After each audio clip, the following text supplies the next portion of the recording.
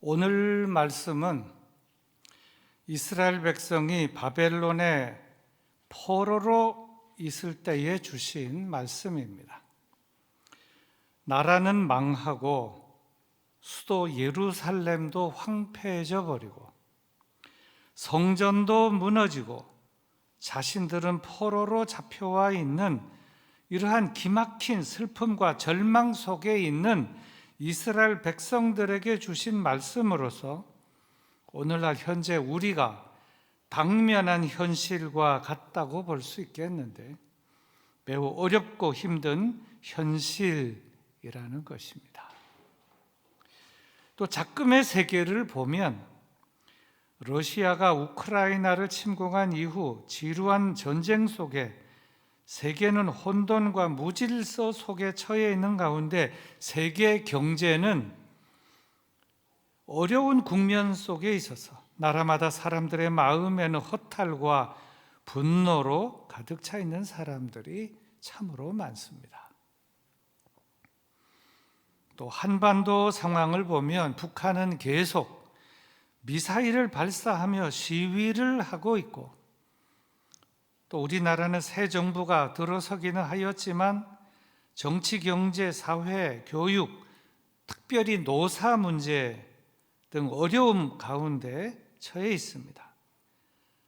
그런데 이러한 가운데 우리는 대림절을 맞게 되었고 오늘 대림절 둘째 주일에 우리에게 주시는 말씀이 이 말씀입니다. 너희는 위로하라. 내 백성을 위로하라. 이 말씀은 이 땅에서 힘들게 살아가는 사람들의 마음과 아픔을 너희가 해결해 주라는 말씀은 아닙니다. 왜냐하면 이 문제는 인간의 한계를 뛰어넘는 아주 어려운 문제이기도 하지만 이 문제는 전능하신 하나님께서 친히 처리하여 주실 문제이니 너희는 그저 이 땅의 하나님 백성들을 위하여 위로하기만 하라. 이러한 말씀인 것입니다. 생각해 보면 하나님은 정말 좋으신 하나님이신 것을 깨닫지 않을 수 없습니다. 첫 번째 위로하라는 말씀은 1절, 2절, 2절 말씀입니다. 너희의 하나님이 이르시되 너희는 위로하라. 내 백성을 위로하라. 너희는 예루살렘의 마음에 닿도록 말하며 그것에게 외치라. 그 노역의 때가 끝났고 그 죄의 악이 사함을 받았느니라. 그의 모든 죄로 말미암아 여호와의 손에서 벌을 배나 받았느니라 할지니라 하시니라. 너희는 위로하라. 내 백성을 위로하라. 그 노역의 때가 끝났다. 죄악도 사함 받았다. 그런데 중요한 것은 이러한 위로 메시지를 어떻게 하라 말씀하셨는가 하면 마음에 닿도록 말하라. 마음에 닿도록 외쳐라. 마음에 닿도록 전하라. 이렇게 말씀하셨다는 것입니다. 저는 이 부분이 참 중요하다고 봅니다. 왜냐하면 무슨 말을 하든지 말이란 사람들의 마음에 닿도록 전해야 되는 것이 아니겠습니까? 사실 이 말씀을 들어야 하는 대상이 어떤 사람들인가 하면 마음이 평안하고 행복한 사람들이면 참 좋겠지만 그렇지 아니하고 마음이 불안하게 살아가는 사람들, 힘들고 어렵게 살아가는 사람들, 또한 죄악으로 복역 중에 있거나 복역 중에 노역하고 지내는 사람들이기 때문에 이러한 저들에게 마음에 닿도록 전하는 말이 마음속에 들어가도록 조심조심히 전하면서 너희의 노역의 때는 끝났다. 이렇게 잘 전하고 잘 위로해 주라. 이러한 말씀인 것입니다. 사실 모든 사람 태어날 때부터 노역 상태로 태어나는 것이 사실입니다. 그 노역 상태란 태어나자마자 수고하며 살아가야만 하는 노역 상태, 태어난 이후에 무거운 짐을 지고 살아가야만 하는 노역 상태, 태어난 이후에 이 세상에서 이런저런 많은 어려움들을 지고 살아가야만 하는 노역 상태. 그렇지 않습니까?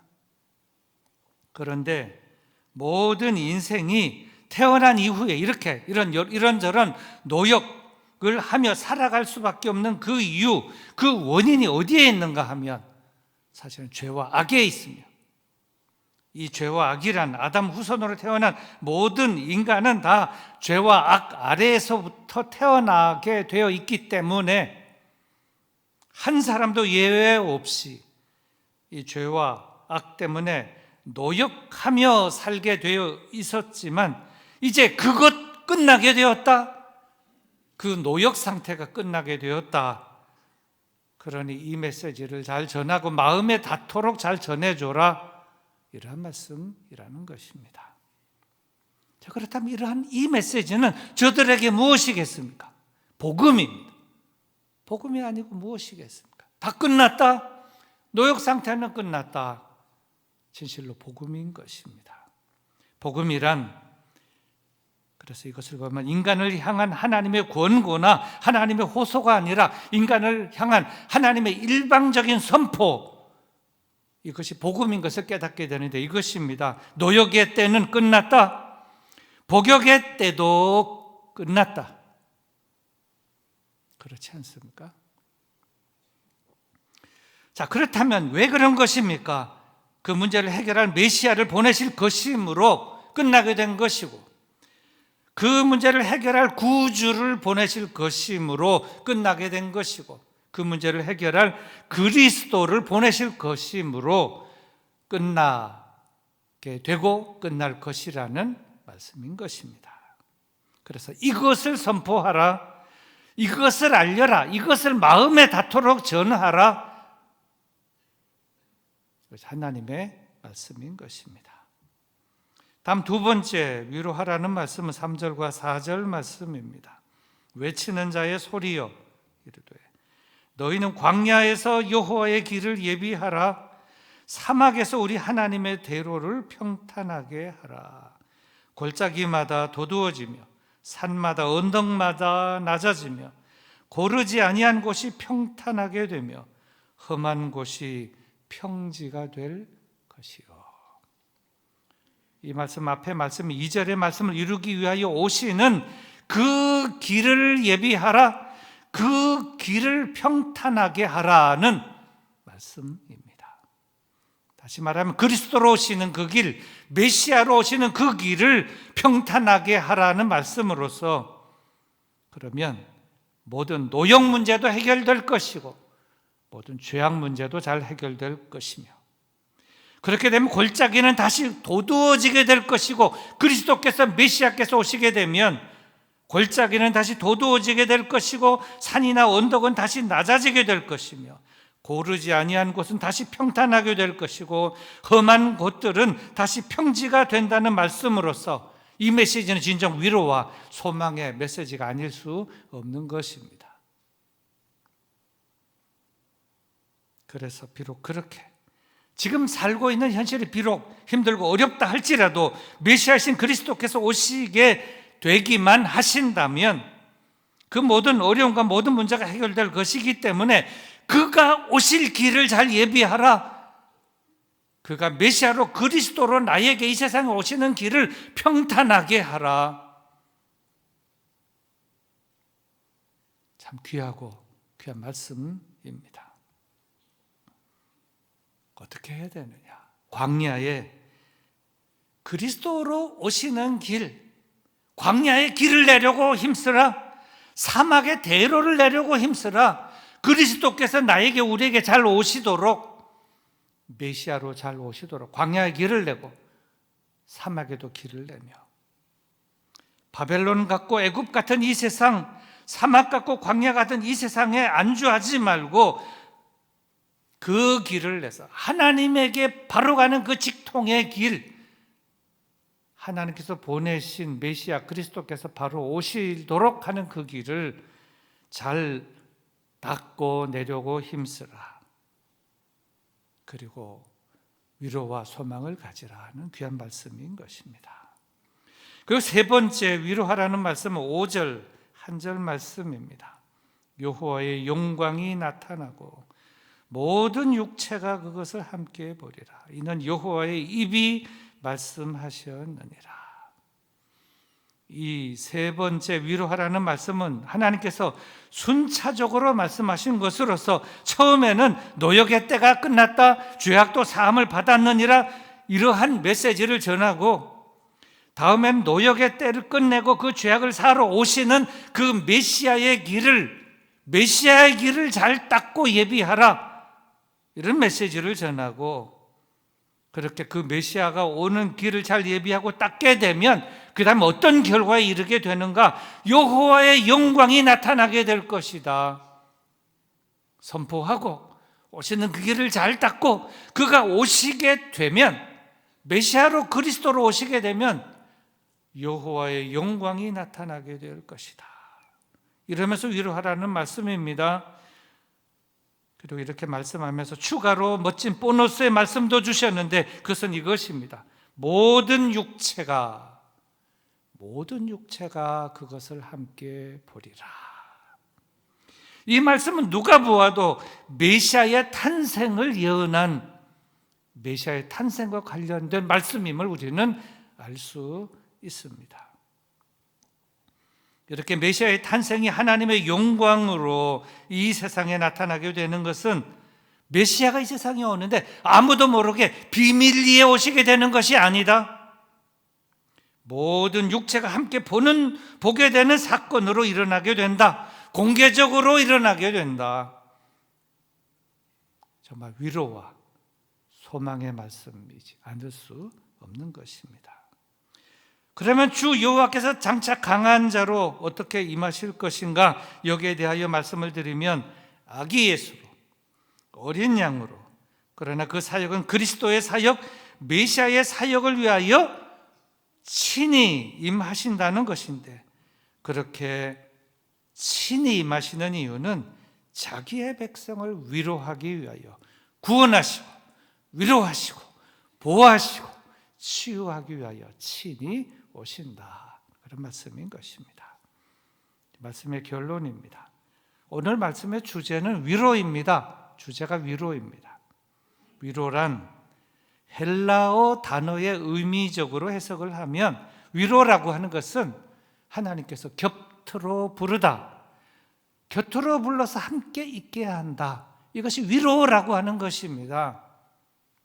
무슨 말씀인가 하면, 피조물인 우리, 죄와 악 가운데 물들어 있는 우리를 하나님께서 부르시고 하나님 곁에 불러서 두기만 하신다면 그것 자체가 우리에게 위로가 되고, 그리고 하나님이 부르시고 곁에만 두면 그냥 다 저절로 회복이 된다, 그런 말씀이라는 것입니다.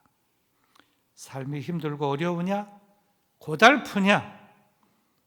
그러면 나에게로 오라, 내 곁에 와 있으라. 그러면 새 힘을 얻게 될 것이고, 위로를 받게 될 것이고, 회복하게 될 것이다. 그러면 우리는, 죄인된 우리는, 연약한 우리, 어떻게 하나님 곁으로 가까이 가서 하나님 곁에 있을 수 있겠습니까? 감히 우리는 갈 수가 없습니다. 갈 수 있는 방법이 있는데, 친히 영광으로 오시는 예수 그리스도, 예수님을 통해서 우리는 하나님께로 가까이 갈 수 있으며, 우리 자력으로는 안 됩니다. 예수님을 통해서 하나님, 부르시는 하나님 곁으로 가까이 가서 하나님 곁에 있게 되기만 한다면 위로와 그리고 회복의 은혜를 풍성하게 받게 될 줄로 믿습니다. 올해 하나님께서 주신 대림절 기간에 우리 모두 다 오늘 주신 말씀을 마음속에 잘 간직하고 하나님께로 다 가까이 나아가 하나님 가까이 있어서 하나님의 위로를, 또 하나님이 주시는 회복을 풍성하게 받게 된 여러분들 다 되시기를 주님의 이름으로 축원합니다. 우리 말씀을 생각하면서 잠시 기도하겠습니다. 주님께서 가까이 부르시니, 주님 오시는 메시아로, 그리스도로 오시는 그 길을 잘 닦고 하나님의 영광으로 친히 오시는 그리스도를 맞이하고 예수 그리스도를 통하여 하나님께로 가까이 가 그 곁에서 말씀을 들으며 위로와 회복의 은혜를 풍성하게 받게 해 주시옵소서. 우리 다 같이 조용히 기도하도록 하겠습니다. 기도합시다.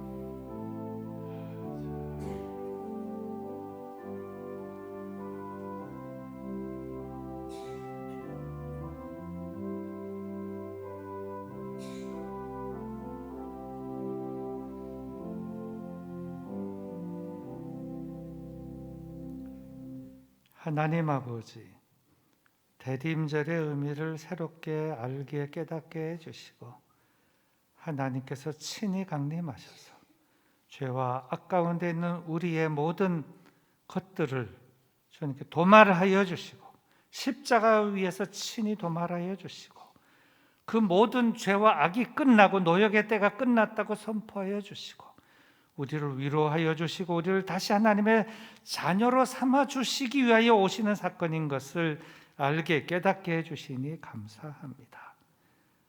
주님께서 오늘 주신 이 말씀을 우리 마음에 다로 새기고 이 대림절을 경건하게 은혜 가운데 지내며 진정 위로와 회복의 기간이 될 수 있도록 주님 붙드시고 인도하시고 축복하여 주시옵소서.